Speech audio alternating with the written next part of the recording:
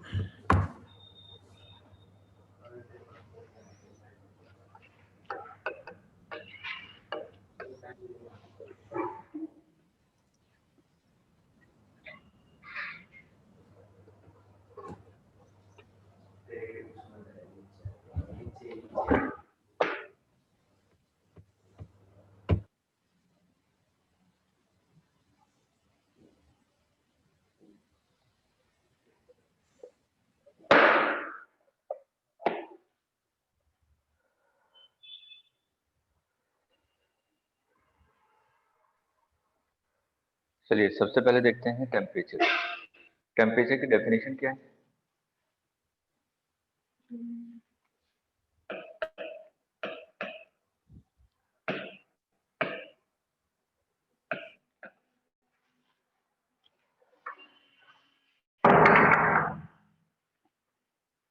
Temperature की definition Sir, the degree of hotness or coldness of a body. Parameter. So ये physical degree quantity. Of hotness और coldness, ये बिल्कुल बच्चों वाली definition. So it is a physical quantity that measure hot and cold. अच्छा, और कोई?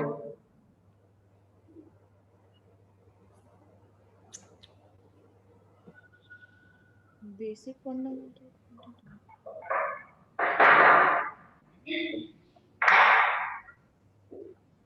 देखिए, जो टेम्परेचर होता है ये किसी भी पार्टिकल्स के पास कितनी वाइब्रेशन एनर्जी है इसको मेजर करता है।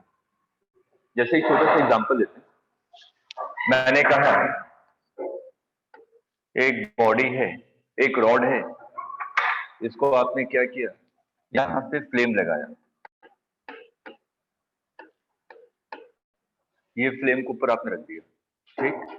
अगर मैं यहाँ पे इस रॉड को, मान लीजिए कि एक आयरन रॉड है, इसको आपने फ्लेम के ऊपर रखा, तो कुछ देर के बाद ये रॉड आपका क्या होने लग जाता है, गर्म होने लग जाता है। तो मैं कहता हूँ इसका टेम्परेचर इंक्रीज कर रहा है, ठीक। तो एक्चुअल में होता क्या है,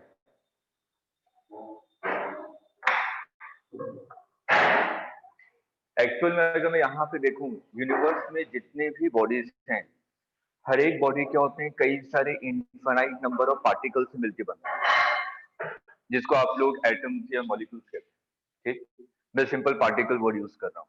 मैंने कहा कि अगर मान लीजिए एक रॉड है, ये आपके कई सारे इनफाइनाइट नंबर ऑफ पार्टिकल से मिलकर ये बना है, ठीक।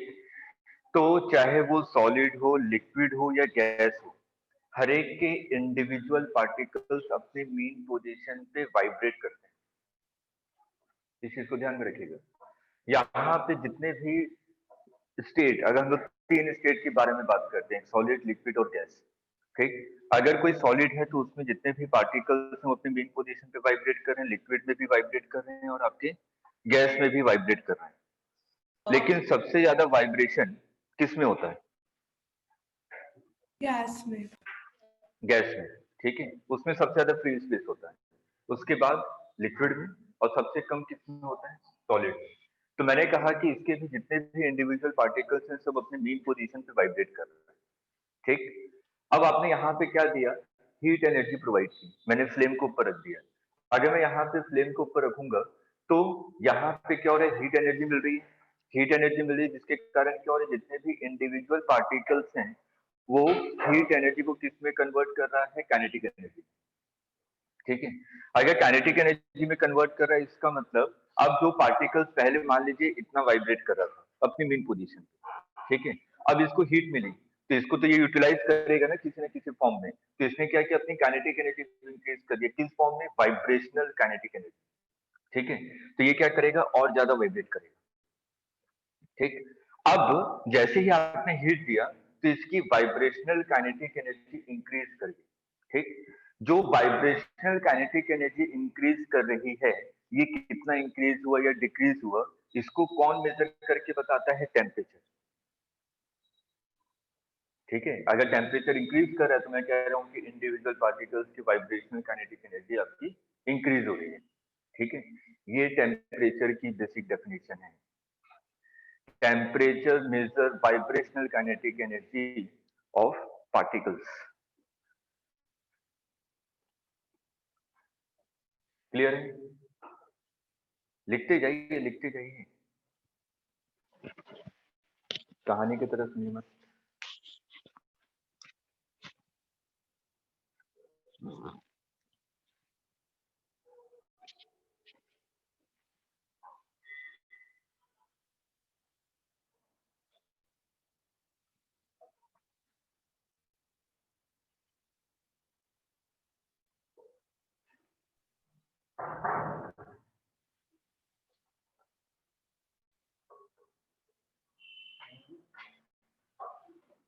अब एक छोटा सा एग्जांपल, जैसे कि मैंने कहा कि अभी क्या है? विंटर सीजन चल रहा है। अभी विंटर सीजन है तो मान लीजिए मैं पार्क में गया, वहां पे दो बेंच रखे हुए, एक आयरन बेंच था और एक आपको वुडन बेंच है, ठीक। अब मैंने क्या किया? आयरन बेंच को मैंने छुआ तो वो ठंडा लग रहा है, जब मैं वुडन बेंच को छू रहा हूँ तो वो आयरन बेंच के कंपैरिजन में कम ठंडा है। किसका टेम्परेचर कम है? आयरन का। आयरन। तो इसका कंक्लूजन ये है कि अगर मैं गलत पढ़ा दूं तो आप लोग मना नहीं करेंगे। दोनों सेम एटमॉस्फेरिक टेम्परेचर में रखे हुए हैं, पार्क में है। मान लीजिए अभी 5 डिग्री सेल्सियस है टेम्परेचर एटमॉस्फेयर का, तो जो वुडन बेंच है, जो आयरन बेंच है, दोनों थर्मल इक्विलिब्रियम में होंगे ना। कॉमन सेंस तो ये कहता है, तो दोनों का टेम्परेचर क्या होना चाहिए? 5 डिग्री सेल्सियस, ठीक है। लेकिन ये गलत है।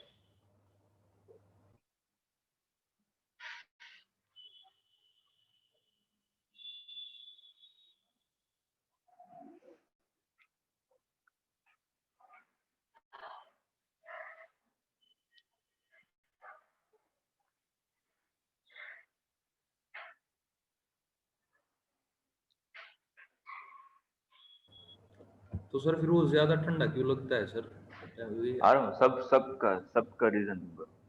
अभी तो पहले जो पढ़ा है वो गलत है, उसको पहले करेक्ट कीजिए, उसके बाद रीजन देता हूँ कि ऐसा क्यों लगता है। अब देखिए, जैसे कि मान लीजिए आयरन और वुडन बेंच की अगर हम लोग बात करें तो आयरन क्या होता है? आपका गुड कंडक्टर ऑफ हीट, ठीक है, और वुडन क्या होता है? Bad conductor of heat. तो मैंने क्या किया? जब मैंने आयरन बेंच को छुआ तो मेरा बॉडी टेम्परेचर तो 98 डिग्री फ़ारेनहाइट है ना, ठीक है। बॉडी टेम्परेचर उतना ही रहता है, भले ही एटमॉस्फेयर में 5 डिग्री सेल्सियस हो। अगर एटमॉस्फेयर 5 डिग्री सेल्सियस है, मेरा बॉडी भी टेम्परेचर 5 डिग्री सेल्सियस में आ गया तो आप जिंदा नहीं रहेंगे। होता है ना, सर्दियों में इसलिए मौत होती है, यस सर। ठीक। तो मैंने क्या कहा कि मेरा बॉडी नॉर्मल टेम्परेचर कितना है? 98 डिग्री फ़ारेनहाइट, ठीक है। तो जैसे ही मैंने आयरन बेंच को छुआ तो मेरी बॉडी हायर टेम्परेचर पे है इन कंपैरिजन टू आयरन। तो मेरी बॉडी से क्या करोगे? हीट ट्रांसफर होगा, तो मेरी बॉडी से हीट ट्रांसफर हो रहा है, क्यों? क्योंकि आपका आयरन क्या है? Good conductor of heat. तो मेरी बॉडी से जब हीट ट्रांसफर होगा तो मेरी टेम्परेचर क्या होगा? डाउन होगा ना, इसलिए मेरे को ठंडा लगता है। आया समझ में? ठीक है। Yes, sir. देखिए,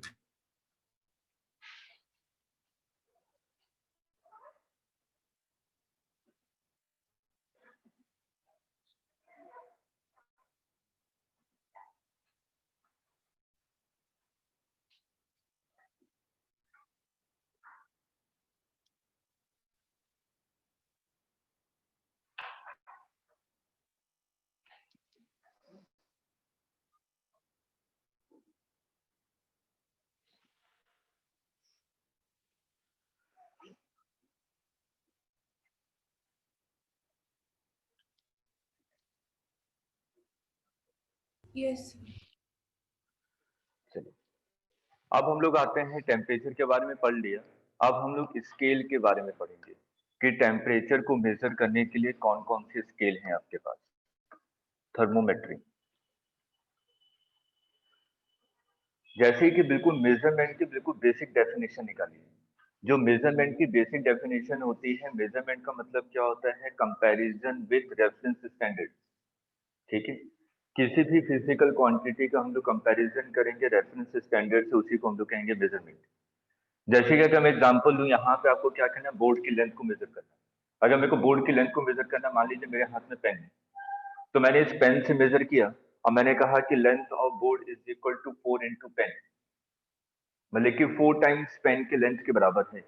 ठीक, तो मेरे लिए रेफरेंस स्टैंडर्ड पेन है। ठीक, तो उसी तरीके से जब थर्मोमेट्री, जब टेम्परेचर को मेजर करने की बात आई, तो सबसे पहले रेफरेंस स्टैंडर्ड को ढूंढा गया कि मैं किसको रेफरेंस स्टैंडर्ड मानूं। ठीक, तो मैंने क्या किया? वाटर के फ्रीजिंग पॉइंट और बॉइलिंग पॉइंट को रेफरेंस माना। ठीक, तो फ्रीजिंग पॉइंट ऑफ वाटर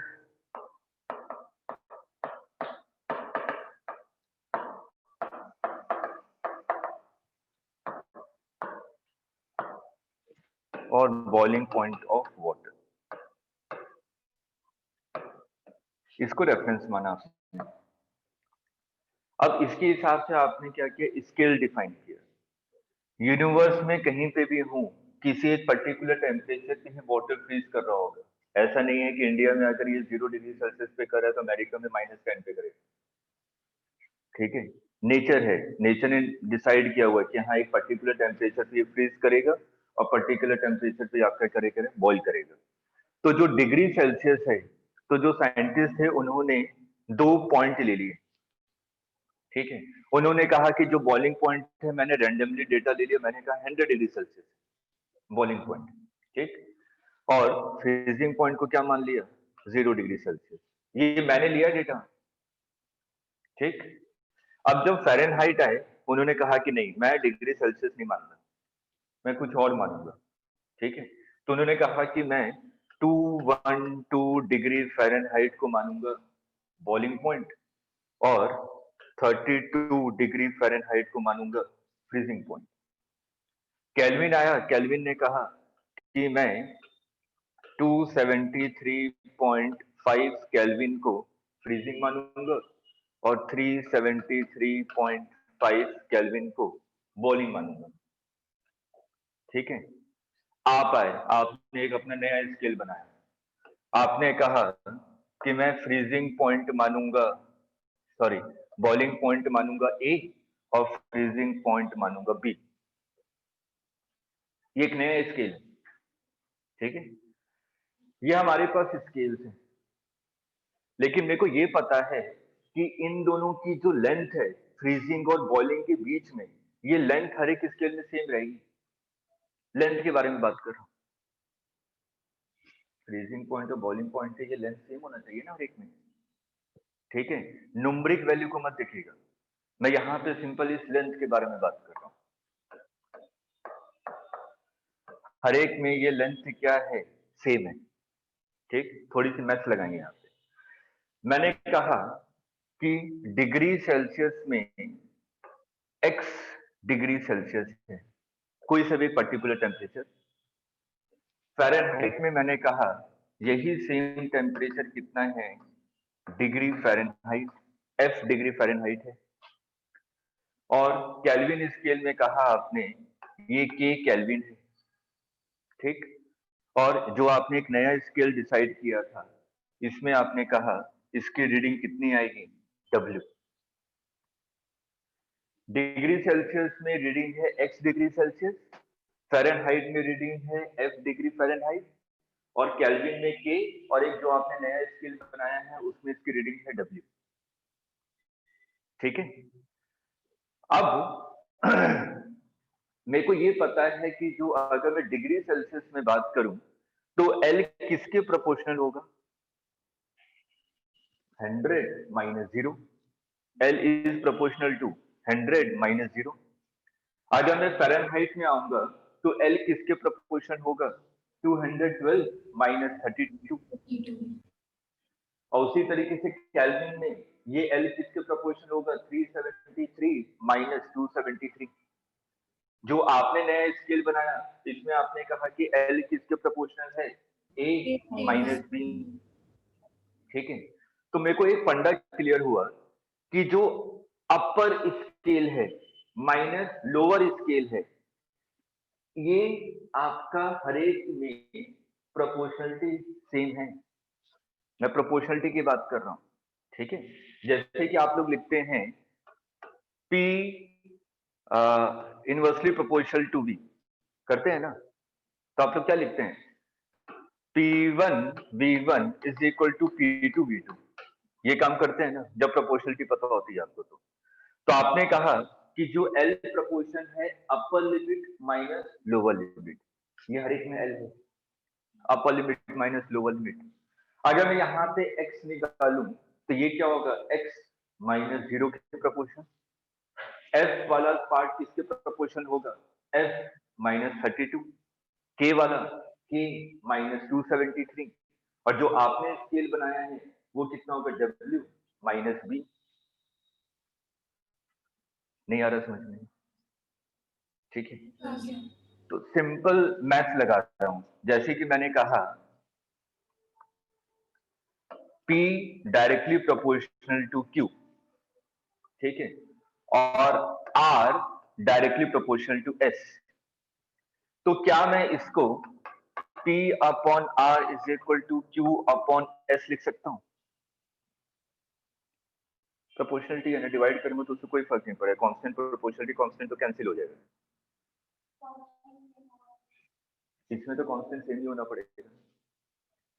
इस केस को याद रखिए, प्रोपोर्शनलिटी कांस्टेंट इसमें हर एक में सेम होगी ना, क्योंकि फ्रीजिंग पॉइंट और बॉइलिंग पॉइंट ये डिसाइड किया हुआ, ये रेफरेंस है, तो इसलिए हर एक में जो प्रोपोर्शनलिटी कांस्टेंट आएगा वो क्या रहेगा, सेम रहेगा।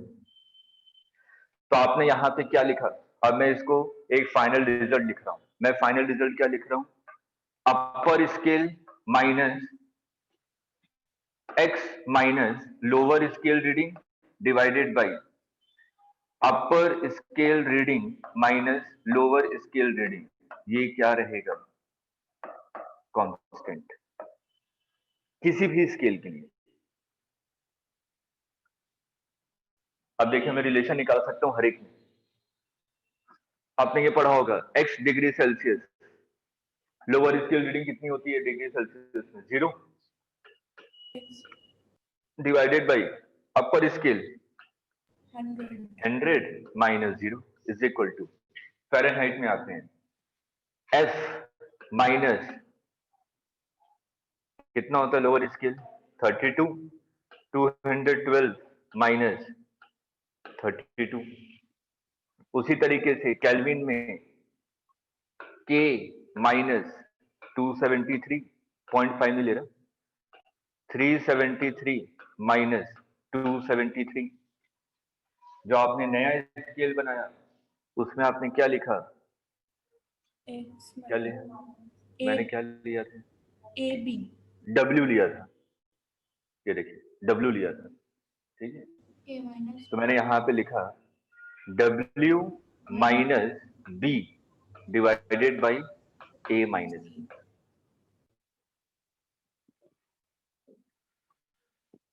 क्लियर है।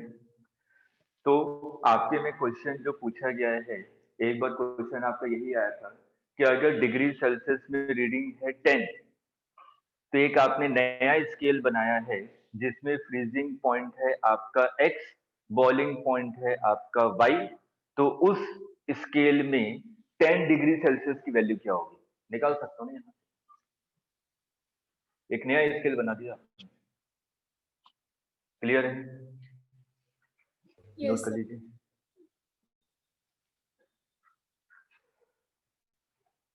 लिख क्यों दे रहे हैं?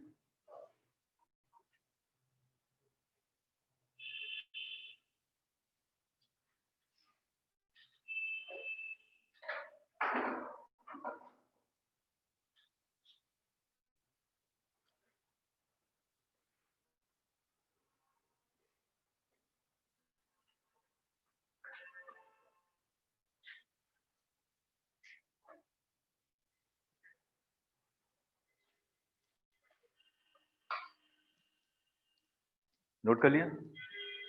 Yes. लिखे question. Find temperature, find temperature where reading in degree Celsius, where reading in degree Celsius and degree Fahrenheit is same।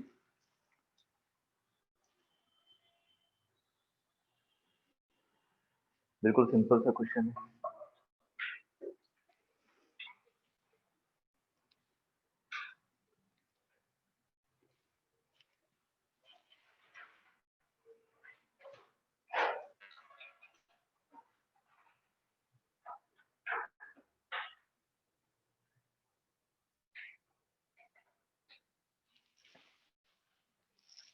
आपको वो टेम्परेचर पता लगाना है जहां पे डिग्री सेल्सियस और डिग्री फ़ारेनहाइट में वैल्यू सेम रहती है।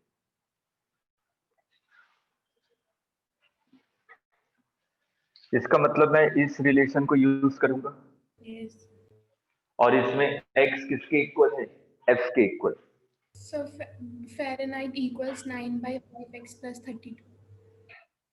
एग्जैक्ट वैल्यू आएगी बेटा -40। मेरे को वो टेम्परेचर पता लगाना है जिसमें डिग्री सेल्सियस और डिग्री फ़ारेनहाइट में वैल्यू सेम है।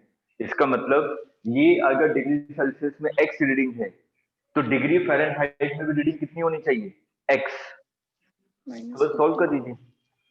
हाँ -40, x minus -0 40. डिवाइडेड बाई हाँ x -32 डिवाइडेड बाई 180। इसको सॉल्व कीजिए, x इज इक्वल टू कितना आ रहा है? -40। तो -40 डिग्री सेल्सियस पे डिग्री सेल्सियस और फ़ारेनहाइट की रीडिंग सेम आएगी, दोनों सेम टेम्परेचर को रीड करेंगे, मतलब कि वैल्यू सेम आएगी। ठीक है? Yes.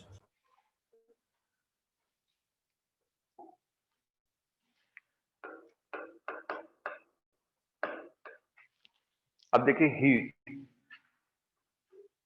जब हीट के बारे में पढ़ा गया तो हीट को सबसे पहले किसने डिफाइन किया था? कैलोरी ने। ये कैलोरी साइंटिस्ट का नाम है, याद रखिएगा। ठीक है? तो कैलोरी ने इनको डिफाइन किया था। तो उन्होंने कहा कि जो हीट की यूनिट है वो क्या है? कैलोरी है। हीट की यूनिट क्या है? कैलोरी। तो उनसे पूछा गया कि अगर मेरे को कैलोरी को डिफाइन करना है तो इसको मैं डिफाइन कैसे करूं? तो उन्होंने कहा कि कैलोरी का मतलब है हीट रिक्वायर्ड, लिखिए, heat required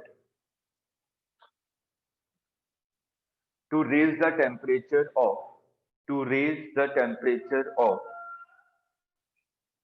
1 gram of water, 1 gram of water from 13.5 degree Celsius, 13.5 degree Celsius to 14.5 degree Celsius, to 14.5 degree Celsius. ये कैलोरी की डेफिनेशन थी। कि 1 कैलोरी को हम लोग कैसे डिफाइन करेंगे।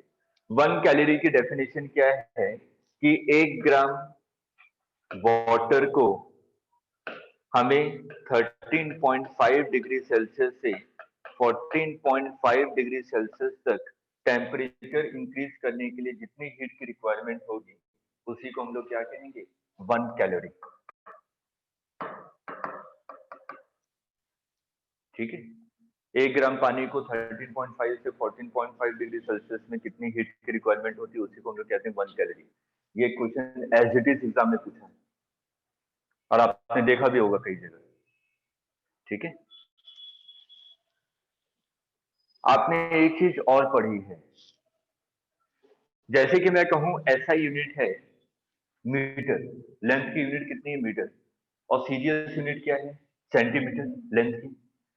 तो मैंने कहा कि अगर मेरे को 1 मीटर को मतलब कि एसआई यूनिट को सीजीएस में कन्वर्ट करना है तो आप लोग क्या कहते हैं, 1 metre is equal to 100 centimetre. ठीक है, मीटर आपका एसआई में है और सेंटीमीटर सीजीएस में है। ठीक है, तो आपने क्या किया, यूनिट कन्वर्जन किया, एसआई को किस में कन्वर्ट किया, सीजीएस में। ठीक है, वैसे ही 1 newton is equal to 10⁵ time, ये भी लिखते हैं, है ना। मेरा क्वेश्चन क्या है, मैंने कहा कि 1 calorie is equal to 4.2 joule. ये क्या है, ये होता है ना, ये पता है आप लोगों को, ये है क्या, unit conversion.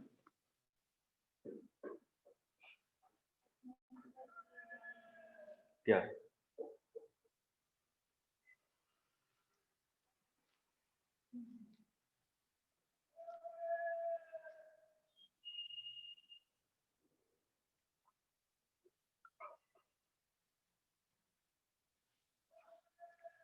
1 calorie is equal to 4.2 joule, calorie को आपने जूल में कन्वर्ट कर दिया, तो आपने कहा ये यूनिट कन्वर्जन है।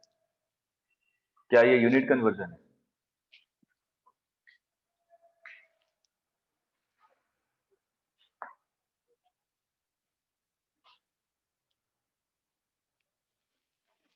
नेक्स्ट हेडिंग डालिए, mechanical equivalent of heat, mechanical equivalent of heat.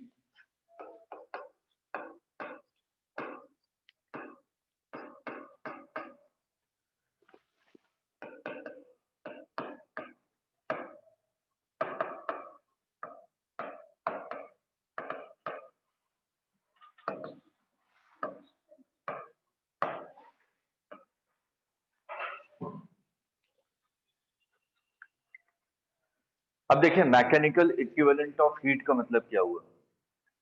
मैंने एक एपरेटस लैब में सेटअप किया और मैंने कहा कि जैसे कि अभी आप लोग जानते हैं, लेकिन जब स्टार्टिंग में ये सब चीजें हो रही थी तो स्टीम इंजन तो बाद में आया था ना, जो ब्रिटिश लेकर आया था कि स्टीम इंजन का आविष्कार किया गया। ठीक है, तो उससे पहले ये सब लॉ वगैरह आए थे, लैब में ये सब एक्सपेरिमेंट किए गए थे। उसके बाद सोचा था कि हाँ हम लोग इसका कुछ यूटिलाइज कर सकते हैं। तो मैकेनिकल इक्विवेलेंट ऑफ हीट का मतलब क्या है कि अगर मैं कोई भी वर्क डन करूं तो उसको हीट में कन्वर्ट कर सकता हूं। जैसे कि मैं हाथों को रब कर रहा हूं, फ्रिक्शन हो रहा है, फ्रिक्शन वर्क डन कर रहा है। ठीक है, तो फ्रिक्शन जो भी वर्क डन कर रहा है उसका कुछ पोर्शन किस में कन्वर्ट हो जा रहा है, हीट में। ठीक है, तो मतलब कि वर्क डन को हम लोग कन्वर्ट कर सकते हैं हीट में, और हीट से हम लोग ले सकते हैं वर्क डन। स्टीम इंजन इसी पे काम करता था। स्टीम इंजन में हम लोग क्या करते थे कि हम लोग क्या करते थे, कोयले को डालते थे, ठीक, वो बर्न करता था, हीट जनरेट होती थी, हीट जनरेट होती थी तो वाटर होता था, उसको स्टीम में कन्वर्ट होता था, स्टीम निकलती थी तो हाई स्पीड से निकलती क्योंकि गैस है, वो टरबाइन को मूव करता था, मतलब कि कोई रोटेशनल बॉडी है वो मूव करता था, उसके कारण रेल के पहिए मूव करते थे। ठीक है, ये होता था स्टीम इंजन का पर्पस। तो वैसे ही अगर मैं मैकेनिकल इक्विवेलेंट ऑफ हीट के बारे में बात करूं तो यहाँ पे सिंपल डेफिनेशन ये दी गई कि अगर मैं कोई भी वर्क डन कर रहा हूं तो उसको मैं हीट में कन्वर्ट कर सकता हूं।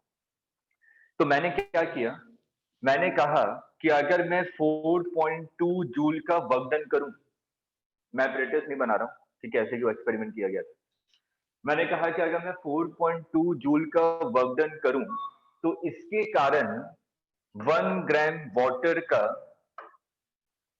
टेम्परेचर 1 डिग्री सेल्सियस राइज हो जाता है। ठीक है, अगर मैं 4.2 जूल का वर्क डन करूं तो 1 ग्राम वाटर का टेम्परेचर 1 डिग्री सेल्सियस राइज हो जाएगा। तो ये तो 1 कैलोरी की ही डेफिनेशन थी। ठीक, तो इसलिए कहा गया 1 calorie is equal to 4.2 joule. ये मैकेनिकल इक्विवेलेंट ऑफ हीट है कि हम लोग मैकेनिकल मतलब कि वर्क डन जो भी करें तो उसको हम लोग कन्वर्ट कर सकते हैं हीट। लिख लीजिए सर एक और बार रिपीट कर दीजिए। 4 मतलब कि 1 calorie is equal to 4.2 joule. तो मैंने कहा कि अगर मैं 4.2 जूल का वर्क डन करूं तो 1 ग्राम वाटर का टेम्परेचर 1 डिग्री सेल्सियस राइज हो जाएगा, इसलिए 1 calorie is equal to 4.2 joule. इसी को कहते हैं mechanical equivalent of heat.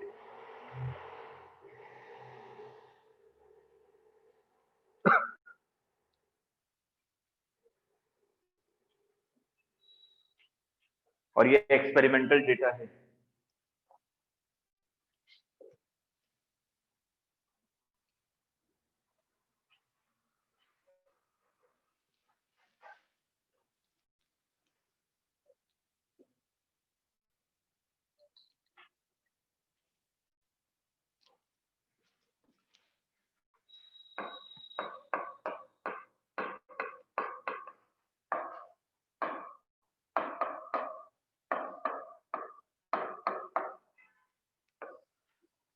Specific heat capacity, जिसको हम लोग स्मॉल एस से डिनोट कर रहे हैं।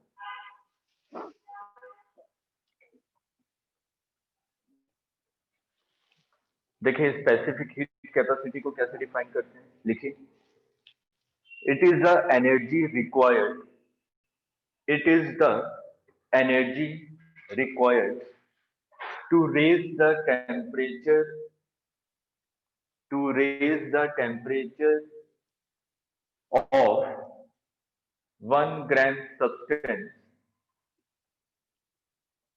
It is the energy required to raise the temperature of 1 gram substance by 1 degree Celsius, by 1 degree Celsius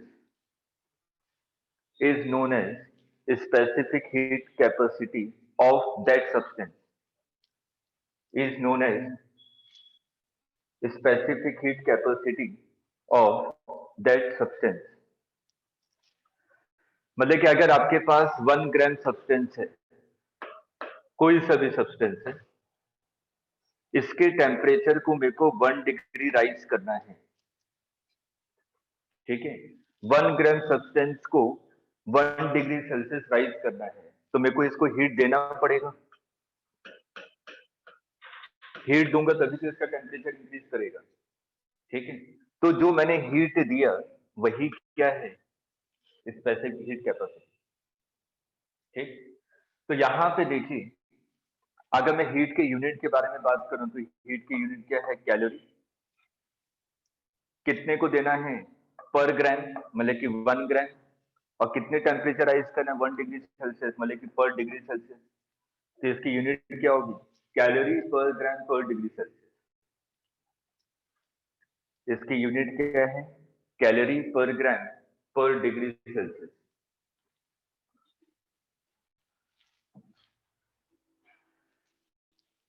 इसको अगर जूल पर केजी पर डिग्री सेल्सियस में कन्वर्ट करना है तो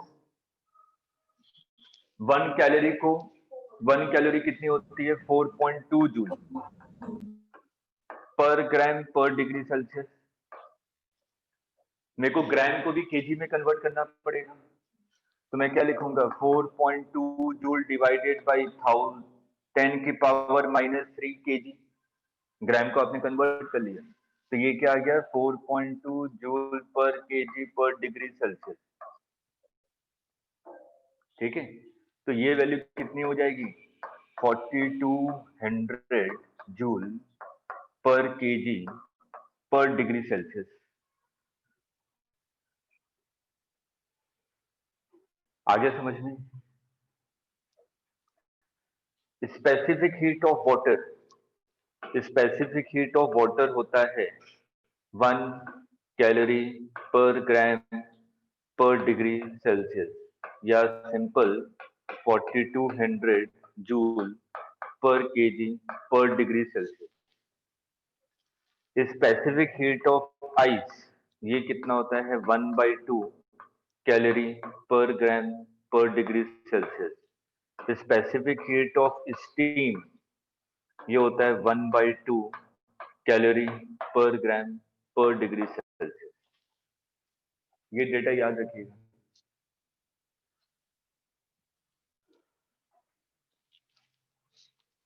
sir specific heat of steam के ऊपर क्या लिख रहा है आपने? Specific heat capacity sir steam वाला लिखा है, उसके ऊपर क्या लिखा है? ये नहीं सर, ये वाटर के लिए है ना, स्पेसिफिक मतलब हीट ऑफ वाटर जो दे रखा है। SW हाँ जी सर, उसके नीचे, इसके नीचे। S आइस ओके आइस का, तो उसके बाद S स्टीम स्टीम का।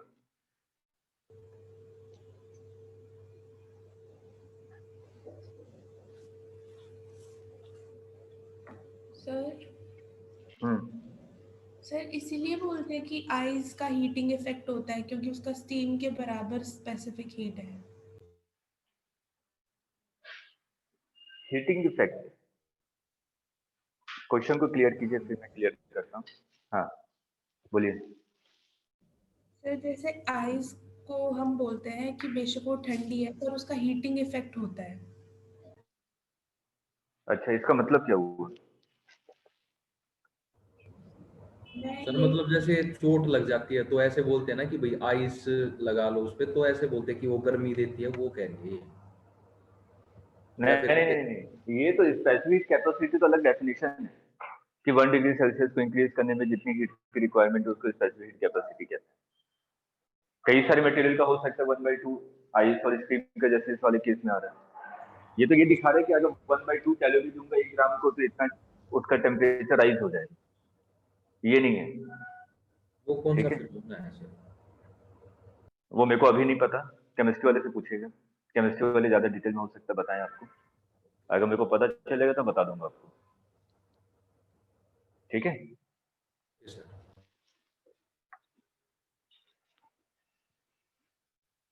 देखिए इनका क्वेश्चन क्या था कि इनका क्वेश्चन ये था कि जो आइस है ये आइस का हीटिंग इफेक्ट होता है। तो इन्होंने कहा कि कहीं पर भी अगर चोट लग जाती है तो हमसे कहा जाता है कि वहां पे आइस लगाइए। ठीक, ऐसा क्यों कहा जाता है? बायो वाले स्टूडेंट हैं, आप लोगों को ज्यादा पता होना चाहिए, मैं भी कुछ सीख जाऊंगा। जो आइस है वो बॉडी में से हीट को एब्जॉर्ब कर लेती है, जो क्लॉटिंग फैक्टर है ना उसको वो प्रमोट करती है।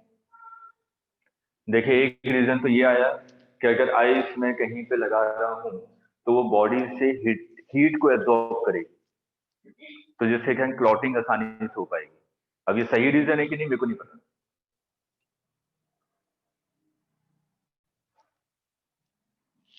इसका रीजन आप लोग मेरे को देंगे क्योंकि बायोलॉजिकल पार्ट इसमें मेरे को ज्यादा लग रहा है। Okay sir. ठीक है, तो आप लोग मेरे को बताइएगा ऐसा क्यों होता है, पूछिएगा अपने अपने बायो टीचर से। ठीक है सर। ठीक, और कल मेरे को बताइएगा कि क्या रीजन बताया है। सर ये हो सकता है कि जैसे वो उस एरिया के अंदर जैसे हम आइस को रब करते हैं ना, तो वो ब्लड वेसल को कंस्ट्रिक्ट कर देते, मतलब उनको जो है तो वो ब्लड सर्कुलेशन नहीं हो पाता, तो उस वजह से नमनेस आ जाती है, तो पेन कम हो जाता है। हाँ तो वही, ठीक है, मेरे को रीजन नहीं पता, आपका एग्जैक्ट रीजन मेरे को बताना है। ठीक है, मैं सिर्फ सुन सकता हूँ, इसमें हाँ यस और नो नहीं कह सकता कि हाँ आप लोग रीजन कह रहे हैं वो सही है कि नहीं।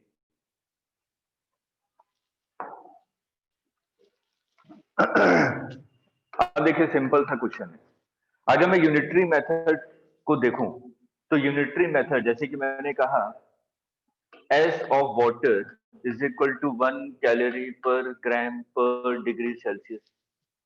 इसका सिग्निफिकेंस क्या हुआ? मैंने कहा कि अगर 1 ग्राम पानी है और इसका टेम्परेचर 1 डिग्री सेल्सियस राइज करना है तो मेरे को कितना हीट देना पड़ेगा इसको? 1 कैलोरी। इसका सिग्निफिकेंस तो यही है।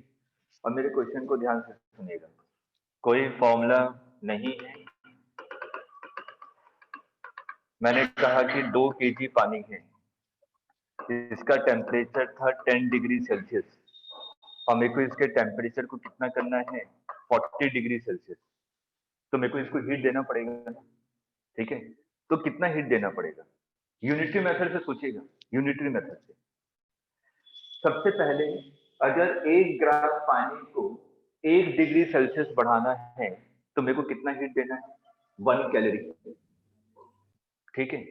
अगर मेरे को 2000 ग्राम को 1 डिग्री सेल्सियस टेम्परेचर बढ़ाना है तो मेरे को कितना हीट देना पड़ेगा 1 into 2000। 1 ग्राम को 1 डिग्री सेल्सियस बढ़ाने के लिए 1 कैलोरी देना पड़ रहा था। Yes sir. तो 2000 ग्राम को 1 डिग्री सेल्सियस बढ़ाने के लिए 2000 into 1 देना पड़ेगा हीट, ठीक है। मैंने 2 केजी पानी को इतना हीट दिया कि इसका टेम्परेचर 1 डिग्री सेल्सियस बढ़ गया। मेरे को कितना बढ़ाना है 10 से 40 30 डिग्री, है ना। तो मैं क्या लिखूंगा, नेट हीट फिर कितना हो जाएगा 2000 into 30। 1 डिग्री सेल्सियस के लिए इतना हीट था, तो 30 डिग्री सेल्सियस के लिए इतना हीट होगा। तो अगर इसी को ध्यान से देखें तो मैंने इसको लिखा क्या है 2000 into 1 स्पेसिफिक हीट, ये था ना, into डेल्टा टी 30। तो ये क्या है मास, ये क्या है एस, ये क्या है डेल्टा टी। तो ये फॉर्मूला आप लोग याद करते हैं, Q is equal to M S delta T, ठीक है। कोई फॉर्मूला नहीं है, unitary method.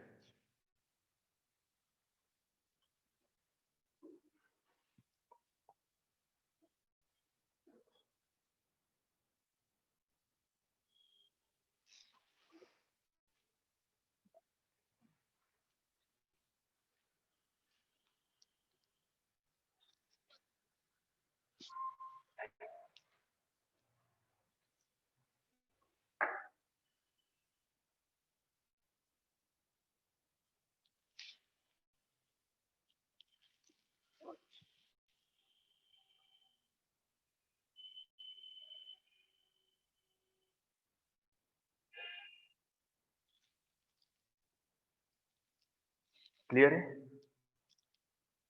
Yes sir.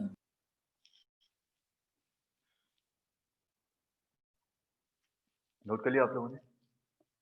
Yes sir.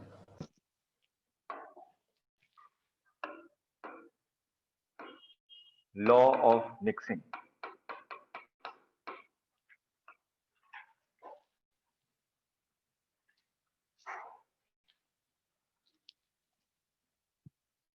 अब देखिए लॉ ऑफ मिक्सिंग, इसका मतलब क्या है, जैसे कि मान लीजिए यहाँ पे 2 केजी पानी है जिसका टेम्परेचर 10 डिग्री सेल्सियस है, ठीक। एक और बकेट है जिसमें 1 केजी पानी है जिसका टेम्परेचर 80 डिग्री सेल्सियस है। सर्दियों में यही काम करते हैं हम लोग, ठीक है। तो मेरे पास तो अभी मान लीजिए कि जो नॉर्मल टेम्परेचर मतलब कि 10 डिग्री सेल्सियस, मैंने मान लिया कि विंटर में भी टेम्परेचर इतना है, तो पानी का टेम्परेचर भी इतना ही, तो मैं उसमें क्या करता हूँ गर्म पानी मिलाता हूँ ना, ठीक। तो मैंने क्या किया 1 केजी पानी लिया 80 डिग्री सेल्सियस वाला, ठीक है, और इसको इसमें मिला दिया। तो मेरे से पूछा गया कि फाइनल टेम्परेचर कितना होगा, ठीक है। हम लोग आइडियल कंडीशन ले रहे हैं, ठीक है। जब मैं इसके अंदर पानी मिला रहा हूं तो ये जो 1 केजी वाला पानी है इसका टेम्परेचर क्या होगा, कम होगा ना। तो इसका मतलब ये हीट लॉस करेगा, ठीक। और ये जो 2 केजी वाला पानी है इसका टेम्परेचर इंक्रीज होगा, इसका मतलब ये हीट गेन करेगा। हम लोग आइडियल कंडीशन लेके चल रहे हैं कि इसने जितना हीट लॉस किया इसने उतना हीट गेन किया, कोई भी हीट लॉस नहीं हो रहा है एटमॉस्फेयर में, आइडियल कंडीशन। तो मैं क्या कहूंगा, heat loss is equal to heat gain. मैंने कह दिया कि जो फाइनल टेम्परेचर है वो आपका T है। जब मैंने दोनों को मिक्स कर दिया तो फाइनली दोनों बॉडीज किस टेम्परेचर पे आ गए, T डिग्री सेल्सियस पे आ गए। ठीक है। एक चीज याद रखिएगा, जो हम लोग फॉर्मूला लिखते हैं MS डेल्टा T, उसमें डेल्टा T टेम्परेचर डिफरेंस है। डेल्टा T टेम्परेचर डिफरेंस है, इसका मतलब हम लोग सिर्फ और सिर्फ मैग्नीट्यूड लिखेंगे डेल्टा T में, प्लस माइनस मत लिखिएगा। हम लोग सिर्फ मैग्नीट्यूड लिखेंगे कि डेल्टा T है कितना। ठीक है। जल्दबाजी में आप लोग छोटी छोटी गलतियां कर रहे हैं, तो उसको मैं पहले से सुधारूंगा। इस चीज को ध्यान में रखिएगा कि डेल्टा T का मतलब क्या है, क्योंकि आप लोग हमेशा पढ़ते हैं कि डेल्टा T लिखा हुआ है, इसका मतलब T final minus T initial. ठीक, वो नहीं, क्योंकि अभी हम लोग जितने भी फॉर्मूलों की प्रैक्टिस करेंगे डेल्टा T के हिसाब से क्या है, वो सिर्फ मैग्नीट्यूड बता रहा है कि कितना टेम्परेचर डिफरेंस है। अब मैं यहां पे अगर देखूं हीट लॉस, कौन हीट लॉस कर रहा है, 1 kg वाला, इसका मास कितना है 1, S of water into delta T। पहले टेम्परेचर कितना था 80 डिग्री सेल्सियस, फाइनल टेम्परेचर कितना हो गया 30 डिग्री सेल्सियस, तो टेम्परेचर डिक्रीज हुआ ना, तो टेम्परेचर डिफरेंस कितना होगा 80 माइनस T, T माइनस 80 नहीं, ठीक है, 80 minus T is equal to heat gain. Heat gain कौन कर रहा है, 2 kg वाला, इसका mass 2, S of water delta T, इसका टेम्परेचर इंक्रीज हो रहा है ना, तो इसका मतलब T माइनस 10।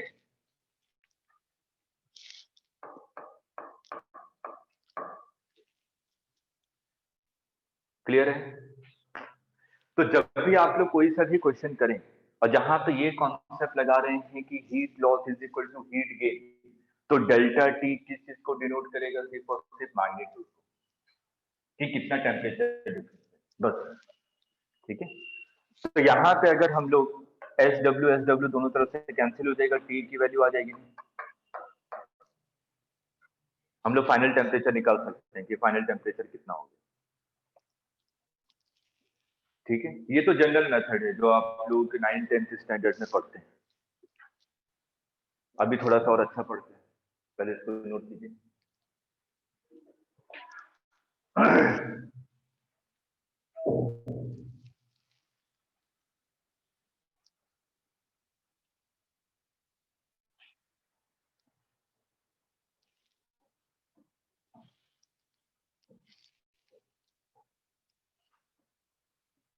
T की वैल्यू वैसे कितनी आ रही है, 100/3।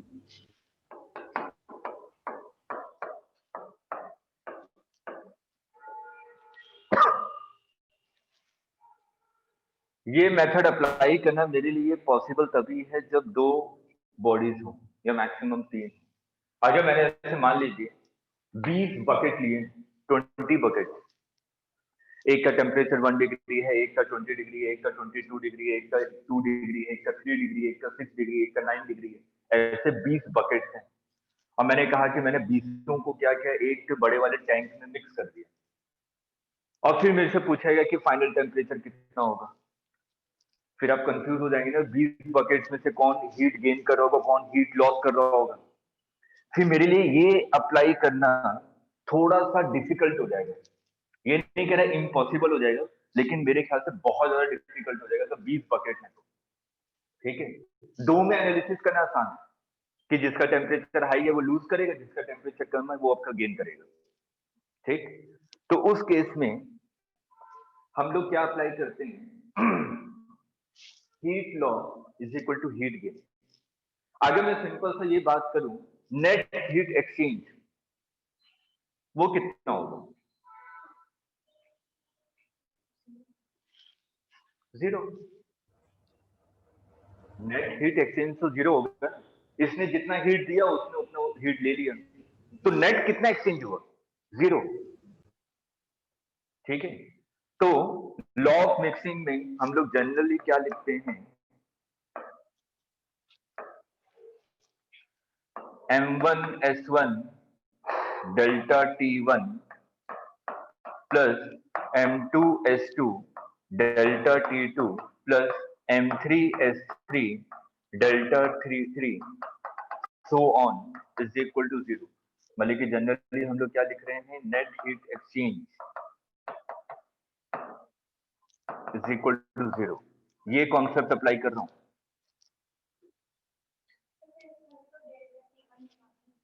बता रहा हूं।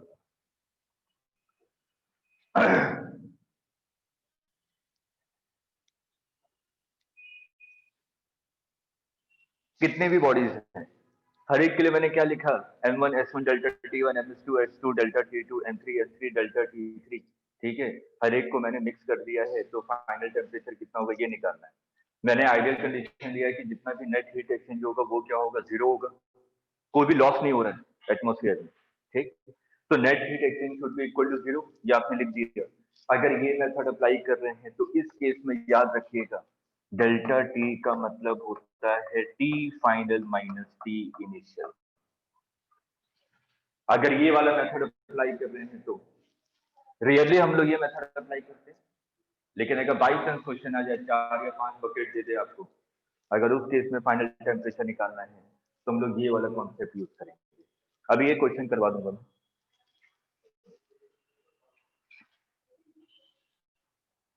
इस मेथड से जरा इस वाले क्वेश्चन को करते हैं जो अभी हम लोगों ने क्वेश्चन किया था। ठीक है, अभी जो हम लोगों ने क्वेश्चन किया था, इस क्वेश्चन में क्या था कि ये आपका 2 kg पानी था 10 डिग्री सेल्सियस पे, 1 kg पानी था 80 डिग्री सेल्सियस पे। मेरे को इसको मिक्स करना था, फाइनल टेम्परेचर कितना हो गया, फाइनल टेम्परेचर आपने कहा T हो गया, ये है फाइनल टेम्परेचर। M1S1, M1 कितना है 2, S1 कितना है SW लिखिए। डेल्टा T फाइनल टेम्परेचर कितना हो गया T, इनिशियल टेम्परेचर कितना था 10, तो T माइनस 10 प्लस M कितना है 1, SW delta T final temperature कितना है T, इनिशियल टेम्परेचर कितना था 80, तो मैं क्या लिखूंगा T minus 80 is equal to 0। वही चीज है, अगर मैं इसको इक्वेशन की उस तरफ ले जाऊं तो माइनस साइन आ जाएगा ना। ठीक है, माइनस साइन आएगा तो माइनस को अंदर मल्टीप्लाई करेंगे तो क्या हो जाएगा 80 माइनस T, वापस वही आ जाएगा, heat loss is equal to heat gain. आ रहा है समझ में? इस वाले पार्ट को इधर ले जाएंगे तो ये माइनस हो जाएगा, माइनस हो जाएगा, इसका मतलब 80 माइनस T हो जाएगा।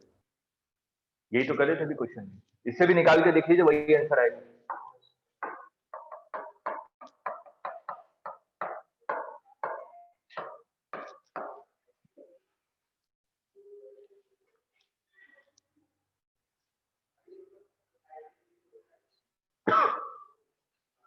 क्लियर है ये? Yes sir. चलिए इसको नोट कीजिए, फिर एक क्वेश्चन देता हूँ, जल्दी से सॉल्व कीजिएगा।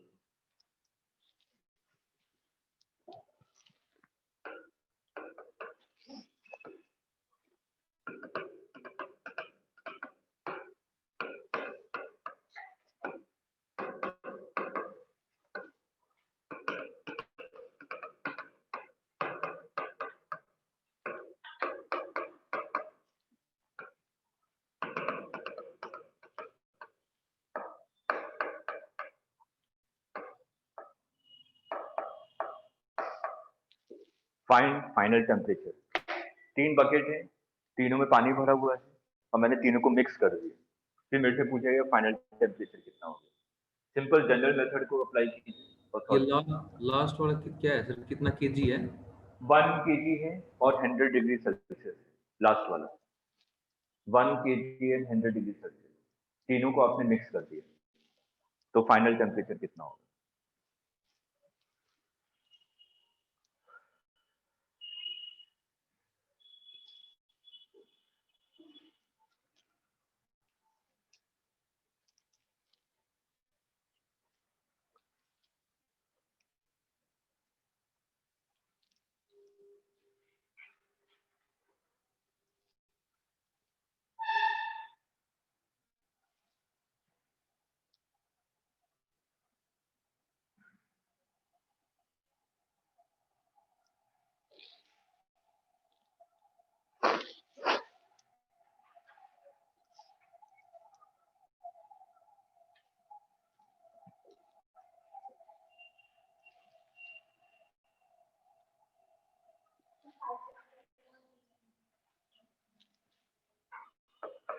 सिंपल सा अप्लाई करते हैं M1, फाइनल टेम्परेचर आपने T मान लिया।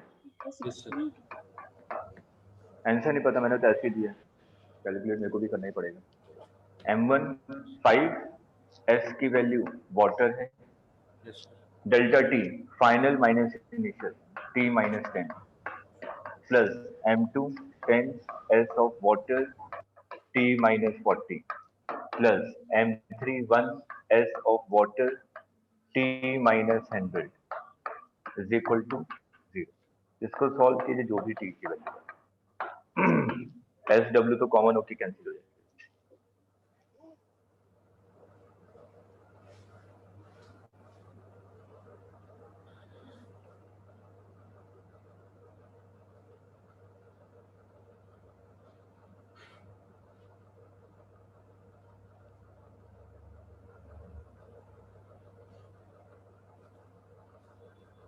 हो जाएगा solve? Yes sir.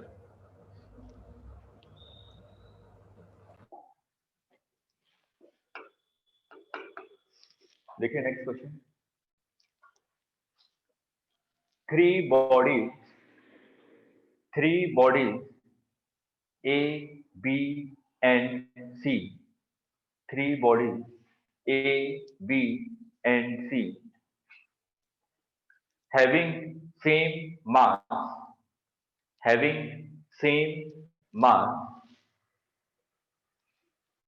but of different materials,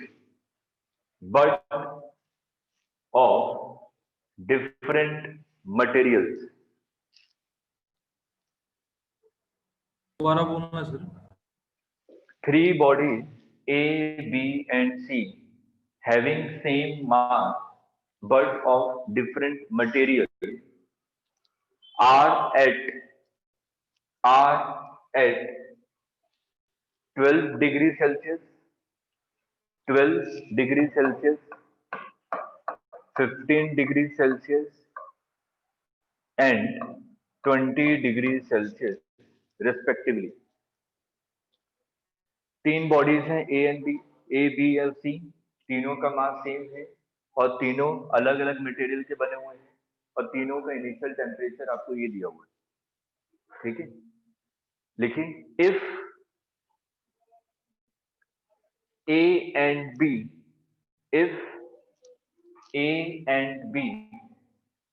touch together, then final temperature is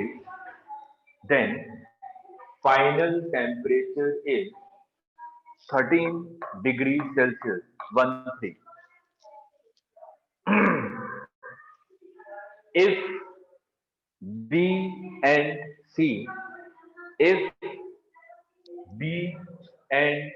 C touch together,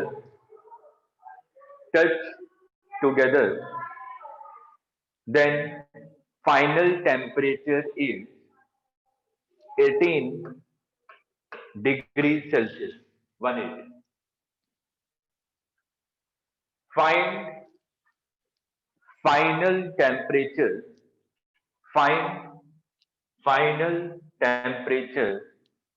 when A and C touch together, when A and C touch together।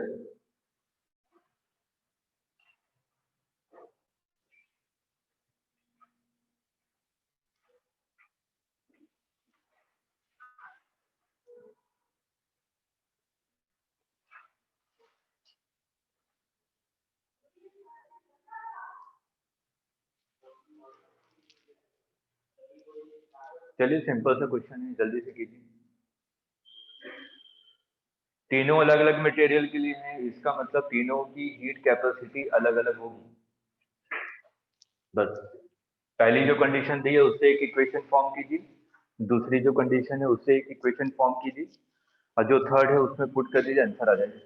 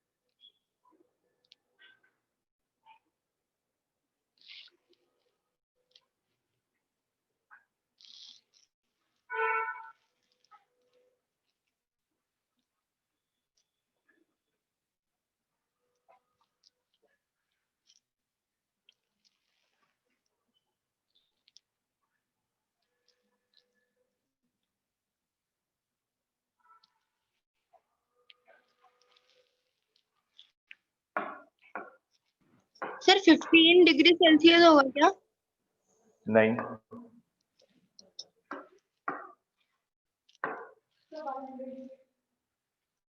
सही से calculate कीजिए।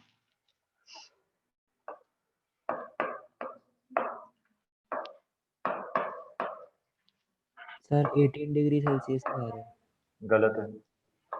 आप लोग कैलकुलेशन क्यों गलत करते हैं? हाँ,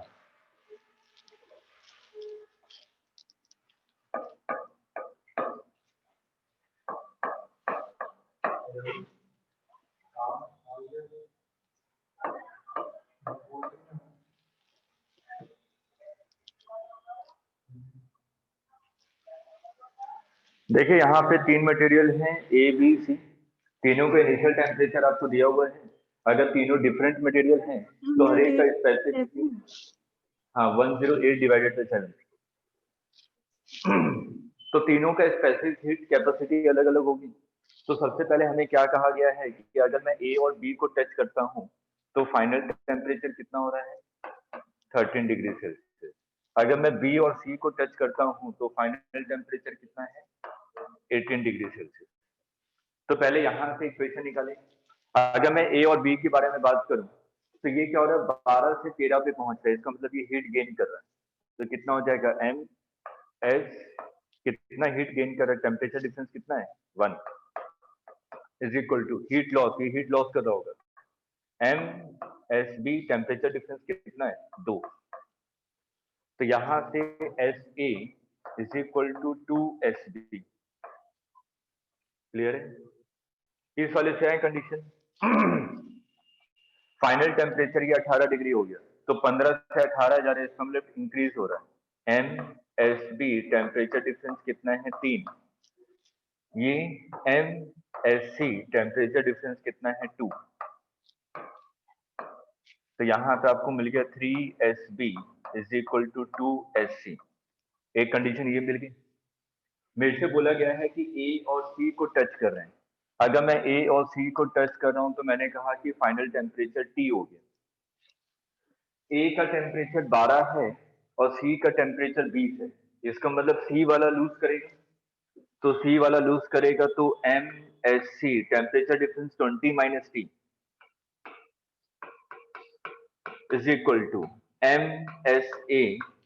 12 से ये इंक्रीज होगा तो मतलब कि टी माइनस 12, यहाँ पे m कैंसिल हो गया। एस सी की वैल्यू कितनी है, 3/2 S B.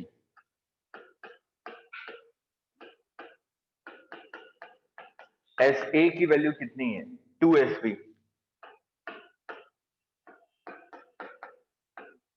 S B cancel हो गया, यहां से टी की वैल्यू निकालिए और ये वैल्यू आ जाएगी 108 डिवाइडेड बाई 7 डिग्री सेल्सियस।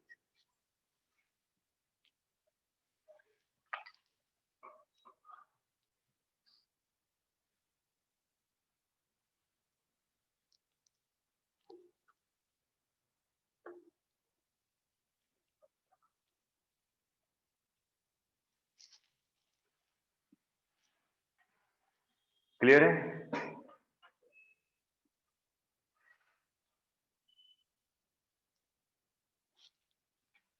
चलिए नेक्स्ट हेडिंग डालिए, वाटर इक्विवेलेंट।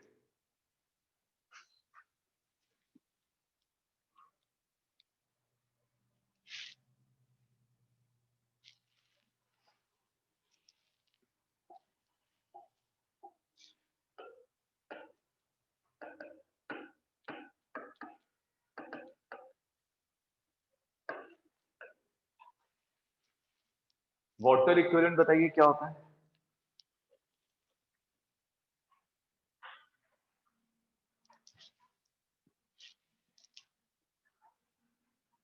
वाटर इक्विवेलेंट का मतलब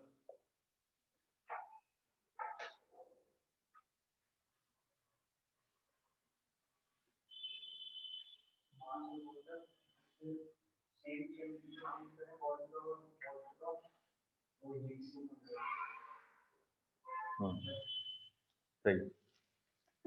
देखिए वाटर इक्विवेलेंट का मतलब क्या है, मैं सिंपल समझूं, जैसे कि मान लीजिए कि कोई बीकर है, बीकर में पानी रखा हुआ है, आपने इसको क्या किया, फ्लेम के ऊपर रखा, पानी गर्म करना चाहते हैं, ठीक है, तो मैं क्या लिखूंगा, बर्नर के ऊपर रखूंगा इसको, ठीक। तो आपने जब इसको हीट सप्लाई किया तो आपका मेन पर्पस क्या था कि वाटर को बॉइलिंग पॉइंट तक ले जाना है, ठीक है। आपका मेन पर्पस ये है कि वाटर को टेम्परेचर इंक्रीज करना है। लेकिन जब मैं वाटर को टेम्परेचर इंक्रीज कर रहा हूं तो यहाँ पर जो हीट दिया जा रहा है, हीट दो जगह जा रहा है। एक तो बीकर के टेम्परेचर को भी इंक्रीज कर रहा है और साथ साथ में वाटर के टेम्परेचर को भी हीट कर रहा है, यही है ना, ठीक। अगर मैं कहीं पे भी किसी बर्तन में पानी रखता हूँ तो बर्तन भी गर्म हो जाता है, ठीक। तो मैंने क्या किया, मैंने हीट दिया और यहाँ पे आपका ये कंटेनर जो भी था ये भी गर्म हो गया और जो पानी था वो भी गर्म हो गया। लेकिन जो कंटेनर को हीट दे रहा हूँ वो तो मेरे लिए किसी पर्पस का नहीं है ना, मैं तो कंटेनर को गर्म करना थोड़ी ना चाहता था, मैं तो चाह रहा था कि सिर्फ पानी गर्म हो जाए। इसलिए क्वेश्चन में क्या दिया जाता है, इस वाले क्वेश्चन को अगर सॉल्व करें तो कई बार आपने देखा होगा लिखा रहता है कि water equivalent of container is 500 ग्राम, ठीक है, ये 200 ग्राम, उसके बाद कई सारे डेटा दिए रहते हैं क्वेश्चन, ठीक है। तो वाटर इक्विवेलेंट का मतलब क्या हुआ मैंने कहा कि कंटेनर को अगर मैं Q अमाउंट ऑफ हीट दूं, ठीक है, मैं कंटेनर को Q1 अमाउंट ऑफ हीट दे रहा हूं, जैसे कि मान लीजिए आपने Q हीट दिया, ये हीट दो पार्ट में गया, इसको कितना हीट मिला Q2 और इसको कितना हीट मिला Q1, दोनों को गर्म कर रहा है।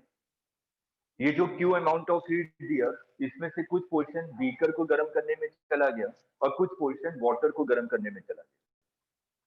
तो बीकर को कितना मिला हीट, Q1, ठीक है। अब मैं यहां पे क्या डिफाइन कर रहा हूं, मैंने कहा कि 1 ग्राम कंटेनर, 1 ग्राम कंटेनर लिया आपने, इसकी स्पेसिफिक हीट कैपेसिटी पता होगी, ठीक है, और इसका टेम्परेचर राइज कितना हुआ 1 डिग्री सेल्सियस। मैंने Q डैश हीट दिया तो 1 ग्राम कंटेनर का टेम्परेचर 1 डिग्री सेल्सियस बढ़ गया, आ रहा है समझ में, ठीक है। मैंने Q डैश हीट दिया तो 1 ग्राम कंटेनर का टेम्परेचर 1 डिग्री सेल्सियस बढ़ गया। मैंने कहा कि अगर ये सेम हीट मैं पानी को देता, उसका मास नहीं पता मेरे को पानी का, ठीक है, लेकिन उसका टेम्परेचर कितना राइज होना चाहिए था 1 डिग्री सेल्सियस, ठीक है। मैं जो हीट 1 ग्राम कंटेनर को दे रहा हूं उसका टेम्परेचर 8 डिग्री सेल्सियस बढ़ाने के लिए अगर वो सेम हीट पानी को देता जिसका टेम्परेचर 1 डिग्री सेल्सियस बढ़ जाता तो वो जो मास ऑफ पानी है वही कहलाएगा water equivalent of the container,